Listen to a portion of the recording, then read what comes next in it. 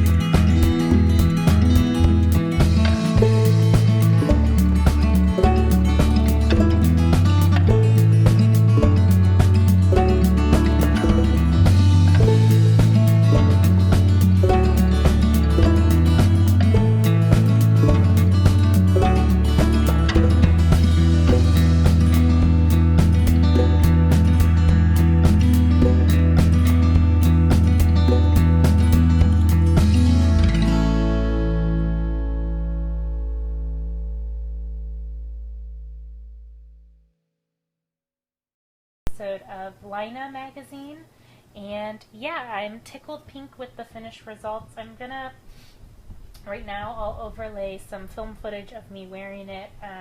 As I'm sitting right now, the space is pretty constrained, and if I stand up, I'm absolutely gonna knock over the camera, and ain't nobody got time for that. But yeah, it's a delightful pattern. It's a worsted weight pattern. The yarn I used for the main color is called Croft 29. It's milled in Scotland. It's yarn I picked up at the Make Wool event at Edinburgh Yarn Festival on the Sunday event.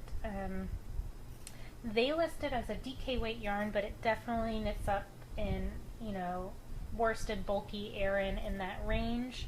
And it's this beautiful chocolate brown color, and it's not the softest yarn in the world by any means. It's not like a merino or even a BFL. It has a lot more bite to it than that. However, after blocking, it's softened up a lot. It's only really scratchy kind of right here in my elbow range, and that's because my sleeves are a little bit tight.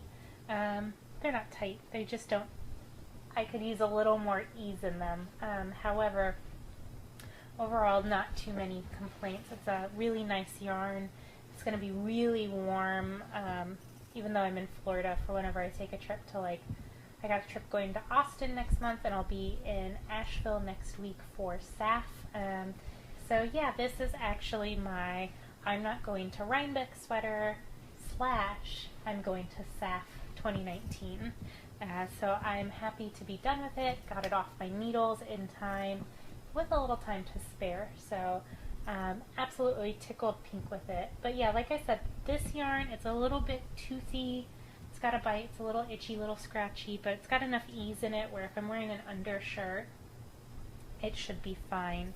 The contrasting color here is some old Barocco that I had in my stash for some slippers that I made for my mom earlier this year, and it's just in an undyed white color.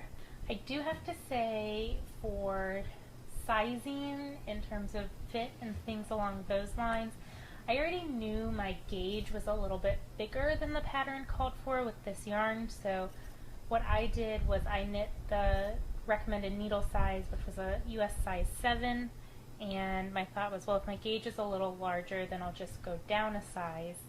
So I originally cast on a size medium to hit the measurements for the size large, I believe. It might have been the extra large for my bust, which is about 42 inches. As I was working the pattern, and my sister is also working on the same project, and she has a podcast as well called the Felicity Yarn Studio podcast, if you want to go check it out. And you can hear her much more woeful tales of woe about her experience with this pattern. Anyways, Zoe sent me a text saying her increase counts, not her counts, her gauge was super big, and she had already like divided her sleeves and knit half a sleeve and half the body, and I was I was still working my raglan increases at that point, so I pulled out my gauge swatch, I pulled out my sweater, and did a little bit of quick math, and I figured, well, crap, if I'm going to go up to a size medium, it's going to be huge on me too. So what I ultimately did was I only increased up to a size extra small, and then I divided for my sleeves and knit the rest of the pattern as it calls for the size small. And you know, it's a tight, not tight, but it's a snug fit close to my body. There's maybe an inch or so of ease. I would have liked maybe one more inch, but overall, really, really pleased with the way it fits. I did modify the neckline. It originally calls for a turtleneck. I chose instead to just do, you know, a 1x1 rib all the way around the neck, and I worked that for about 2 inches before binding off, and you know, did a decently long sleeve. I like to pull things down and kind of grab onto them, so yeah, overall really happy.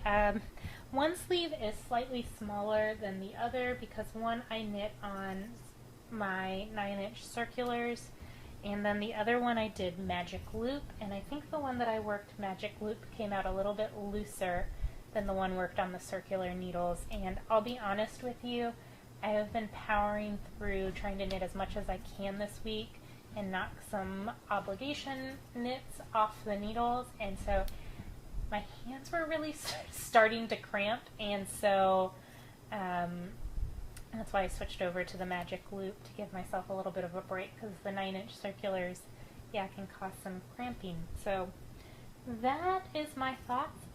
Really pleased with the sweater and the way it turned out, and I think it's going to be great next week for SAF, and I'll talk a little bit more about that and our plans probably at the end of the episode. So I do have a few works in progress because I've kind of been putting this down and picking it up when my hands needed a break to work on other projects. So I'll go through my WIPs, and yeah, we'll go from there, and I can talk about some future plans as well after that. My first WIP is my Novelli tee. I've talked about it a few times on the podcast. So not much to show here. I am still slogging through the body. So here it is. Here is my Novelli tee. It is knit out of Holst yarn on their coast base. Really enjoying it. Let me see if I can find my progress keeper. So the last time I talked to you guys, I was here. I've knit maybe an inch. I've kind of took it to work. It's what I've been working on my lunch break, and not much to say. I did take it to knit night earlier this week and just worked on it there because it happened to be in my purse and I didn't have anything else with me. And I do have to say, my one critique so far of the pattern is this 1x1 rib here likes to flip up like this. I'm hoping it'll block out, but if I were to go back and start over again, I might have knit it a smidge longer to keep it from curling like that. Yeah, I've talked about this and my thoughts kind of initially starting out the project on previous episodes, so feel free to go back and check those out, should you so choose. I will finally got the ability to link things in the corner, so I will try to remember to link it after this. So next up, you guys, is my Waiting for Rain shawl. For those of you who are returning viewers, you know I am knitting this for my childhood best friend Amelia to wear during her wedding. She'll be wearing it, not me.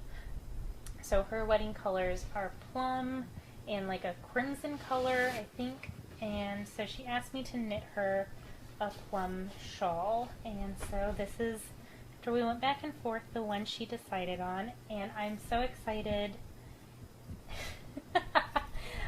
So last weekend I had this epiphany moment, not an epiphany, but I remembered that I could do something with my interchangeable set, which is I can combine 2 cables into one with this little adapter thing. So you guys, I can finally show this to you spread out without having to put it on 2 needles.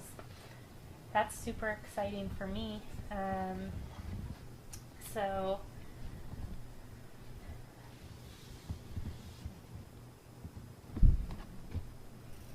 And I'm going to show it to you upside down because that's going to be the easiest way to hold it up.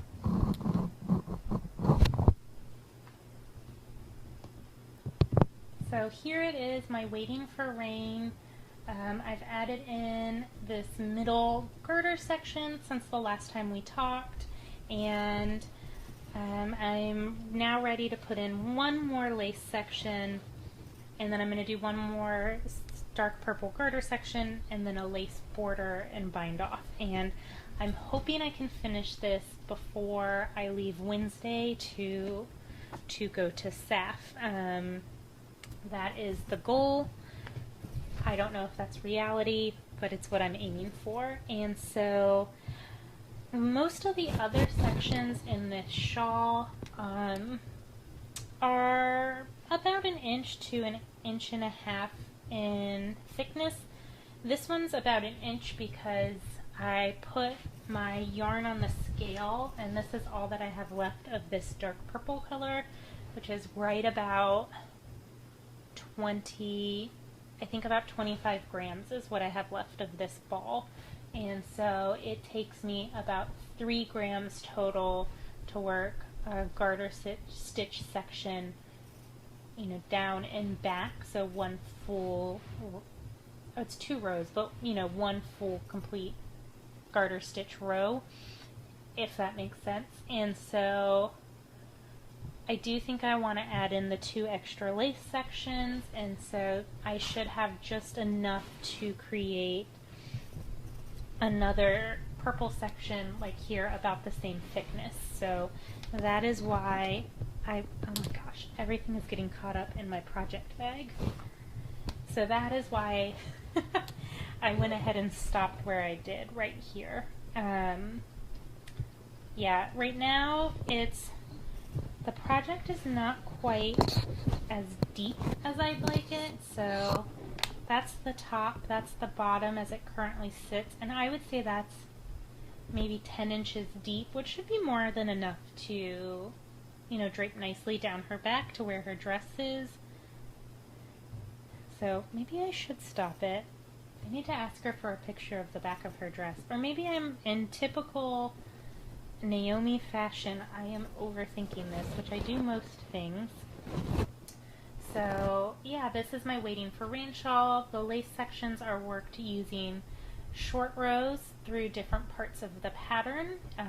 The lace itself isn't too complicated. It is both charted and written instructions. I follow the written ones for this because every time I can follow a chart, but for whatever reason, when I look at the chart on that pattern, it makes absolutely no sense to me. And so if it's written out, I'm just going to follow it written out. But yeah, I think I'm going to add in, I have my stitch markers here. I think I'm going to start here and work all the way over to wherever the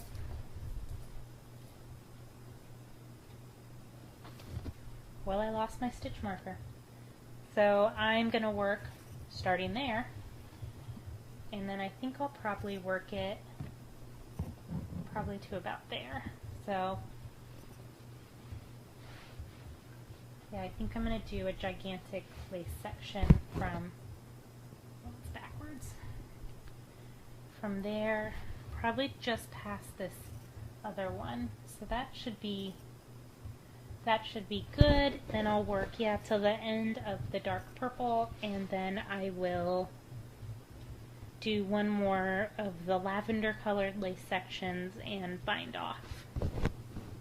Before I forget, I am knitting this out of Isolde's yarn. It is on her Callisto base, which is 55% superwash BFL, 45% silk. It is a fingering weight yarn. So apparently past me was hungry or had a sweet tooth craving when I was working on this, because I just found a piece of fun-sized candy in my project bag. So I will be enjoying that while I edit this video afterwards. So yeah, I'm really pleased with the way this is turning out. Like I said, I want to try and finish it before I leave, which is Wednesday. It takes me, I think I can knock out, if I sit and work on this tomorrow, I think I can knock out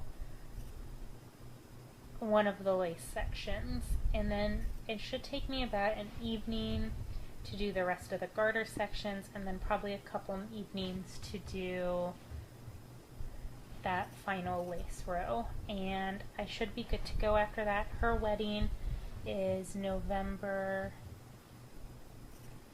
9th, 10th. It's Veterans Day weekend. I believe it's the 9th. It's whatever the Saturday is of that weekend.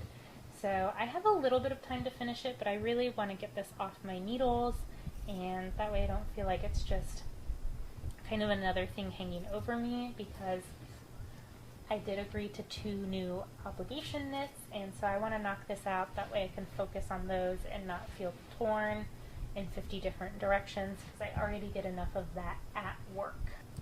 So my last whip that I have to talk about with you guys this week is living in a little canvas tote that I don't think I've shown off here before. So yeah, it's I forget where I picked it up when we were in Edinburgh, but it's the Potter Trail, which Zoe and I pretty much did. I don't know if we did it in this exact order, but you hit the Royal Mile and Victoria Street, which is the inspiration for Diagon Alley, and then Greyfriars Kirkyard is not far from there, and you can see the gravestones for McGonagall and Tom Riddle. I can't believe I was blanking his name. So it was a lot of fun, nice little souvenir. So I just pulled it out the other day. I was like, why is this languishing in a pile as opposed to being used and loved and appreciated and all of that good stuff? So next up is a project that I introduced to you for the first time in my last episode, and it is a flax light sweater. It's a pattern by Tin Can Knits, and I am doing a faded version of mine. So when we last spoke, I had just cast it on. I had barely anything to show. So I think I had worked the 2x2 rib for the collar, and I'm almost done with the raglan increases. So this is also a raglan sweater, and like I said, I am doing mine in a fade. So the first color I'm using is Woolen Boon, and it's her Ambrosia Salad colorway. It's this really pretty yarn with kind of like a Granny Smith candy green and peach and blues and creams, and it's got some really pretty speckles in it. It's absolutely gorgeous. I think I have like 5 or 6 more increase rows, and then I'll be able to divide for my sleeves. And at that point, I think I will start fading in my second color, which is from Ching Fiber. And this is pretty similar to the Woolen Boon yarn, except I would say in terms of it's slightly more saturated in colors, and then it is almost like the opposite of dominant colors. So for me in the Woolen Boon, the green is probably the most dominant. The green and the blue are probably the most dominant colors coming through the fabric as it knits up. And for the Ching, it's almost the opposite. The peach pink color becomes the dominant color value, but it picks up some of the same blue and green tones. They're just to a lesser effect. So I'm using the swatch for this as a poster right over here, but you can, hopefully the color won't be too messed up from the condensation on my glass, but you can see my swatch here. So this is the Woolen Boon to start, and then it fades into the Ching. So like I said, same colors, but kind of reverse in terms of the dominant color. And then I'll fade into this last color, which is La Bien-Aimée in their peach pom-pom colorway. So that's what the swatch looks like. And I'm going to set it back down because no one likes a water ring on a freshly painted windowsill. So yeah, I'm looking forward to dividing this. This has just kind of been my mindless knit in the evening when I felt like I got tired of working on this, or I got tired of working on the Waiting for Rain shawl. I would just pick this up and put in the rows because I don't have to think too much with it. So that's been absolutely fantastic for that. Yeah, I will start fading this in next. And then I think what I'm going to do is, for my fading, I think I'm going to fade the two colors together for about an inch, maybe an inch and a half. Then I will switch to knitting with just the Ching Fiber.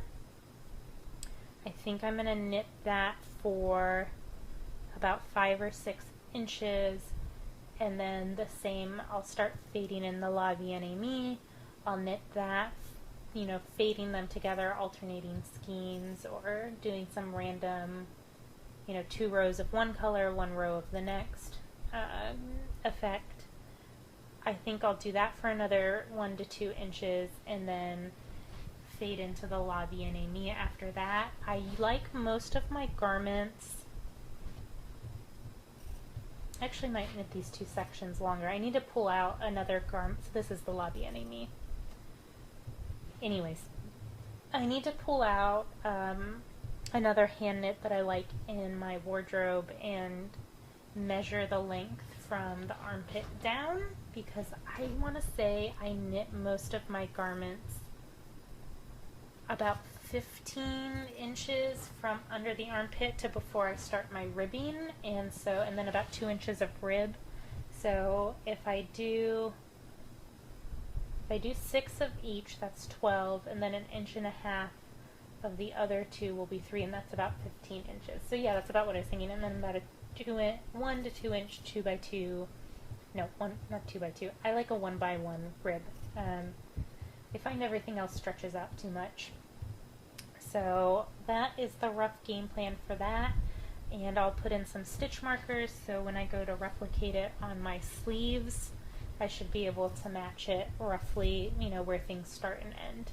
And I do plan on doing most likely 3/4 length sleeves. It's typically what I prefer for sweaters. I always end up pushing everything up to my elbows anyways, so that is the game plan. So this is my flax light, and yeah, I think it's going to be fun. It'll get done when it gets done. Alright, you guys, so now up for future knits. So I have a couple projects that I'm excited to talk to you about things that I will be working on probably over the next month or so you can expect to start seeing them in future episodes. So the first project is another sample knit for my local yarn shop, which is called Stash, a Place for Yarn. It's located in St. Petersburg, Florida. So they asked me to knit the Slanvad shawl. I'm not sure if I'm pronouncing that right. I'm sure I'm not, because it's some kind of Nordic language that, yeah, sorry. I will put a picture of it in, though, in the designer's name. So they have asked me to knit this out of some Manos del Uruguay. It's a 70% wool, 30% silk. There's just under 500 yards in this skein. It is a single ply, which I don't typically knit with, but hey, it's what they want knitted up for the shop, so away we go. The colorway on this is called Brass Button. Again, this is something I normally wouldn't gravitate to myself. However, it's sometimes good to be pushed out of your comfort zone in terms of colors and things along those lines. It would actually look really nice with this sweater once finished. So my plan is to cast this on one night this week, and then this is most likely going to be my travel knitting for the rest of the week / weekend while I'm in North Carolina. So I'm hoping to knock a good portion of this out soon. So that is future knitting number 1. And then this one I'm really excited about. So I saw on Instagram, I apologize, I can't think of the designer's name at the moment, but her handle is Paper Daisy Creations. She was looking for test knitters for her new pattern that's going to be coming out in mid-November called Fade into Advent. So the pattern itself is designed to use your advent calendar, and it is designed as a fade. So I will be using my advent calendar from last year that I have been debating for the longest time about what I wanted to do with it. So I did get an advent calendar from my sister Zoe, her hand-dyed shop. She is offering advents again this year. I think she has 4 or 5 left in her shop. If you haven't got your advent calendar yet, that's a shameless family plug. But I have her advent calendar from last year, and so I absolutely adored this pattern when I saw it. I'll have about 2 months to finish it, and I only have to do half because it mirror images itself. So it's a shawl that fades with some really interesting slip stitches. And so yeah, I will be using her advent. So this is the color card from last year, and they have all been living in this project bag waiting to be used. I did cast on another project for it last year, and I just wasn't feeling it. It was like a stitch sampler, so I frogged it. So this is color 1, and I'm not going to go through all the colors, but it is designed as a fade, and then this was the big skein that was in it last year. So this pattern will not use this skein, so I'll have to figure out what I want to do with it because it's gorgeous. Zoe, do you think you can dye me another one of these, and I'll use this in the new West Knits MCal, the Starflake? If you can replicate this, let me know down below. So yeah, I have all of my skeins. They're unwrapped, but I labeled them all so I know what order they go in. But just to give you guys an idea, it's going to make a really pretty fade. So yeah, I'm really excited for it. Here's another little color group. The color shifts are really subtle, as is the speckling that carries some of that through. So I'm excited to get started on this. I think what I'm going to do is cake everything up. The only thing that makes me nervous about this is forgetting what order everything goes in, and I don't want to waste 24 Ziploc bags.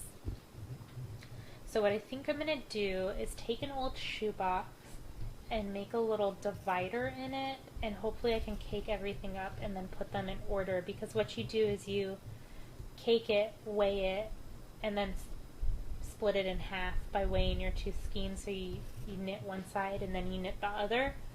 So I think what I'm going to do is take a shoebox, make a divider, and then put everything in order in the shoebox. I say this now, we'll see what happens. So yeah, I'm really, here's another little fade section to give you an idea. So it is kind of a neon fade, and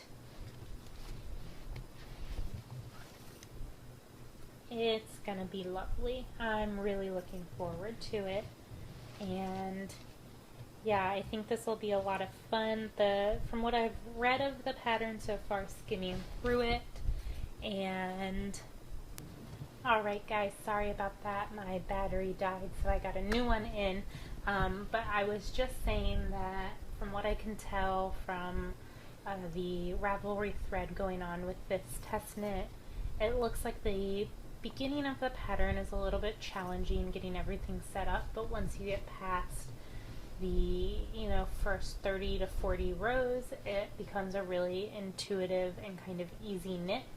So I'm planning on casting this on tomorrow. In all reality, let's be honest, maybe even while I edit this podcast. So that is the plan. I'm really looking forward to it. It's got to be done by December 15th. So, once I finish Amelia's shawl, I anticipate I'll probably be working on that pretty monogamously.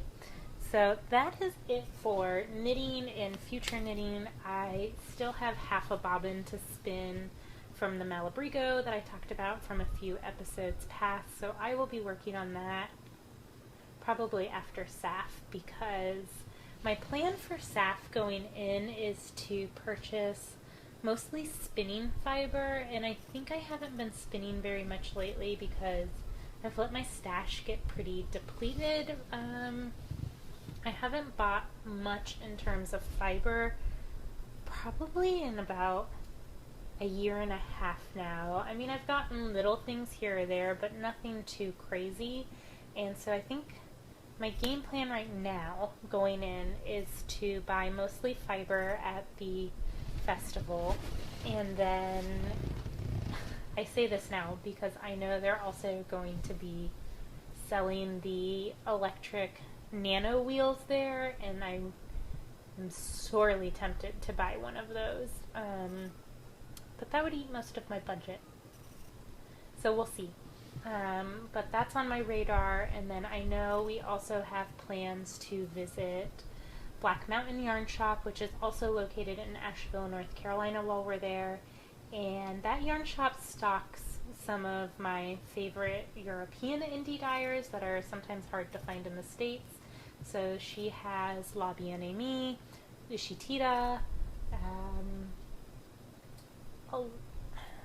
Life in the Long Grass, I believe Long Dog as well, but I don't think Long Dog is a European dyer.